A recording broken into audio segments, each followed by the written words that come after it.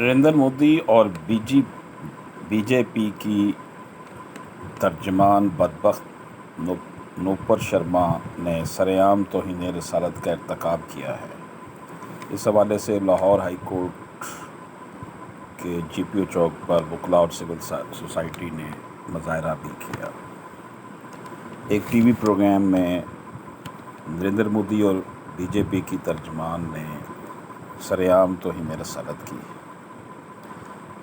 कानपुर शहर में पुरतशद्दुद मुजाहरे इस वजह से हुए हैं और हालात भी कशीदा हुए हैं। रियासत उत्तर प्रदेश में भारतीय जनता पार्टी की तर्जमान की जानिब से इस्लाम मुखालिफ मतनाज़ा रिमार्क्स पर झड़पों के बाद 36 अफराद को गिरफ्तार कर लिया गया। हफ्ते के रोज़ रियासत उत्तर प्रदेश के शहर कानपुर में पुलिस ने नामालूम अफराद के खिलाफ FIR भी दर्ज कर लिया। हकाम भी के मुताबिक झड़पों के दौरान 13 पुलिस एहलकार और दोनों ग्रोहों से 30 अफराद ज़ख्मी हुए हैं। नमाज जुमा के बाद कानपुर में मुसलमानों ने BJP की तर्जमान नूपुर शर्मा के मुतनाज़ा तबसरे के बाद एहतजाज की कॉल दी थी।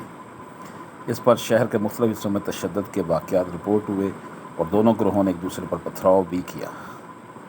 पुलिस कमिश्नर वजह सिंह ने कहा है कि वीडियोज़ की बुनियाद पर गिरफ्तारियाँ हुई हैं और वीडियोज़ के ज़रिए ही मज़ीद अफराद की भी शनाख्त की जा रही है।